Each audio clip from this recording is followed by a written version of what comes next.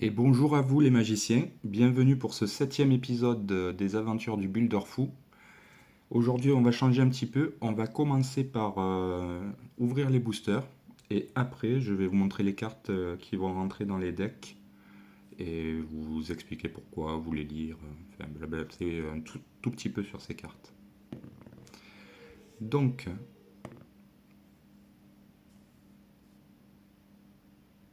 on va lancer le dé, j'ai un problème de cadrage, allez c'est parti. Donc c'est un 1, donc il va y avoir du Strixhaven. Ensuite, on va pousser un petit peu, un 3, 1, 2, 3, du Ixalan, les combattants d'Ixalan, et un petit coup, un petit dernier, un 3, 1, 2, 3, et du Troll d'Eldraine. Donc on va ouvrir ces cartes, on va voir un petit peu. Allez, on va commencer par le Strixhaven.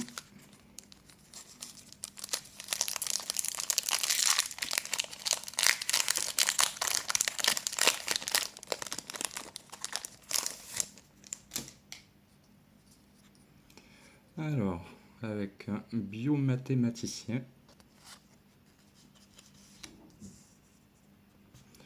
un juremage de Prismari, élevé au carré, débat animé,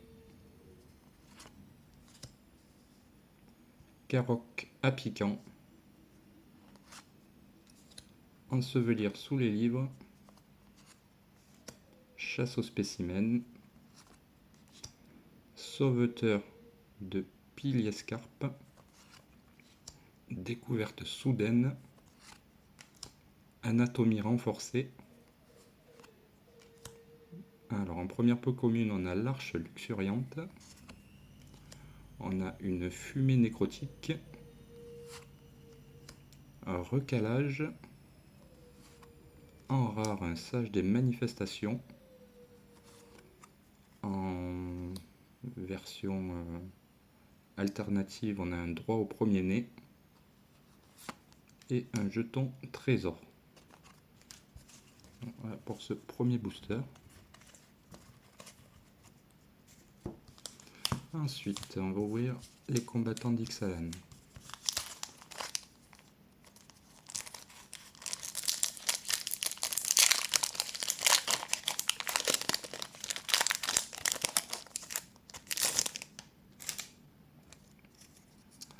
Alors, avec une pulsion agressive, une mutinerie, une faufileuse d'onde, un lien lumineux, surveillant de canal, réplique d'Araska, fracassé, marée déferlante, harnais d'enjambeur, harpie des mausolées, en peu commune, bagarreur morneuil, une aspirante marche-ciel et Zetalpa Aube primordiale. Une grosse carte. Une petite forêt. Un chevalier de la ruée en foil et un dinosaure.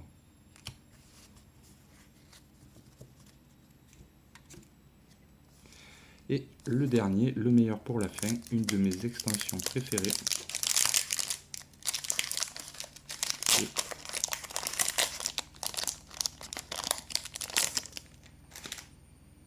Qui va ressortir d'ailleurs en 2023. Alors, on va revenir sur Eldraine. Alors, le tracker de bois sauvage. Gange idyllique. Option. La tortue de Brumeguet. L'envoûteur des tumulus. Brut en pain d'épices. un bonnet rouge enragé, l'armure étincelante, l'appétit insatiable, un cercueil de verre en peu commune, une alliance improbable, une légendaire. Alors, Sir Faren, le marteau des Cromlech. Un taille-braise. Très bonne carte. Une montagne. Un paladin de Garangbrick en foil. Et un sanglier. Voilà, une jolie ouverture. Je suis assez content. J'ai vu 2-3 trucs qui vont rentrer facilement dans ce qu'il y a. Donc maintenant on va passer à la suite de la vidéo. Donc, alors, la première carte à rentrer dans Vega le Gardien. Alors, il y avait plein d'endroits où la rentrer parce qu'en fait elle est assez standard. Ce sera Esphès Némésis du Soleil. Donc pour 4 dont 2 plaines, elle a 5 marqueurs loyauté. Donc le -1 c'est jusqu'à 2 créatures ciblées que l'on contrôle gagnent chacune +2/+1 jusqu'à la fin du tour. Ensuite le -2, oui c'est dans cette extension il n'y avait que des moins sur les Planeswalkers parce qu'ils avaient l'échappée qui leur permet de revenir, enfin je vais finir de lire. Alors pour -2 créez 2 jetons de créatures 1/1 blanche, humain et soldat.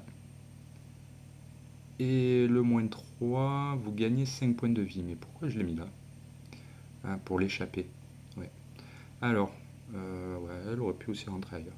Donc, l'échapper pour 6 dans 2 plaines.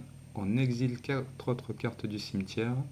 Et on peut lancer cette carte depuis notre cimetière pour son coup d'échappée. Ce qui déclenche la capa de Vega. Mais moi j'en connais un autre qui aurait été content d'avoir des petits soldats 1/1. Du coup, bon, enfin je l'ai mise là, c'est comme ça. Ça fait tellement longtemps en fait, la semaine dernière j'ai pas tourné, donc j'avais tout préparé, donc ouais. Donc ensuite on a les cartes qui vont rentrer dans le deck de Brunéor. Alors, il y a bien sûr la pioche de veine d'or. Donc pour 2, la créature équipée gagne +1/+1 et à chaque fois que la créature équipée inflige des blessures de combat à un joueur, crée un jeton trésor. Ce qui est bien pratique. Et c'est équipement 1, mais potentiellement 0 avec brunet d'or. Ouais, après tout ce qui est équipement, j'essaye, équipement sympa, j'essaye de les rentrer dans brunet d'or. Ensuite, j'ai aussi mis le mise au point. Ça veut pas. Le Louvoto intrépide. Donc pour 1, c'est une 1/1 initiative, enfin, une montagne. Elle a vantardise 3, dont une montagne. Le Louvoto intrépide gagne +2/+0 jusqu'à la fin du tour. Et on peut activer cette capacité que cette créature a attaqué ce tour-ci et qu'une seule fois par tour. Donc en fait, pourquoi ici? Parce que s'il est équipé, il gagne +2/+0, si ma mémoire est bonne. Pour chaque équipement qui lui est attaché, il a l'initiative. C'est une créature qui est déjà bonne tour 1. Donc ouais, voilà, après on fait avec ce qu'on a hein, dans cette aventure. Voilà, c'est tout pour Brunédor. Donc on en est à 3 cartes. Ensuite, j'ai une petite carte qui va rentrer dans Filate, Sculpteur de Monde. Une carte, somme toute basique. C'est Scrotch. Pour 2, dont une forêt. C'est un éphémère. Et une créature cible que vous contrôlez inflige un nombre de blessures égal à sa force à une cible créature ou Planeswalker que vous ne contrôlez pas. Donc, vu qu'il risque d'y avoir des grosses bêtes dans ce deck, je me dis que ça peut faire un anti-bet. Voilà. Bon. c'est pas non plus la carte du siècle.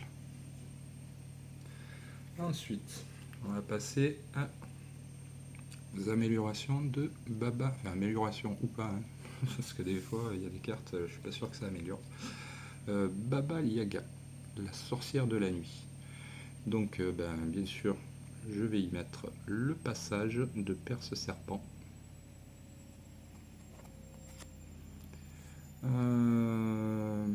Et le Danse Bosquet de Skola. Alors, pour 2 dans une forêt, c'est une 2-2. Et à chaque fois qu'une carte de terrain est mise dans votre cimetière, d'où qu'elle vienne, vous gagnez un point de vie. Et pour 3 dans une forêt, mettez la carte du dessus de votre bibliothèque dans votre cimetière. Donc c'est une carte qui pourra essayer d'enclencher sa première capa avec la deuxième. Et surtout, elle peut s'enclencher avec Baba Yaga si jamais on sacrifie des terrains. Voilà, voilà.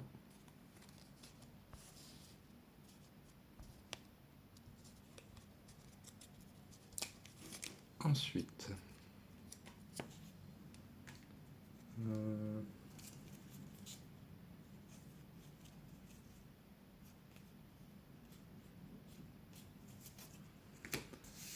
ensuite, il y avait un nouveau commandant, Najal, le coureur de l'orage.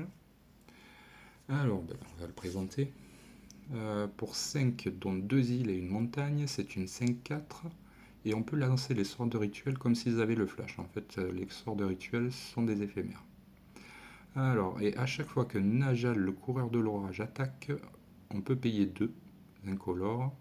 Et si on fait ainsi, quand vous lancez votre prochain sort d'éphémère ou de rituel ce tour-ci, on peut le copier. Et on peut choisir de nouvelles cibles pour cette copie. Alors, qu'est-ce qui rentre dans Najal? La 9e carte, qui est fort jolie, c'est les fondations de la 3e voie. Pour 2 dans une île, la lecture rapide, on peut commencer à n'importe quel chapitre.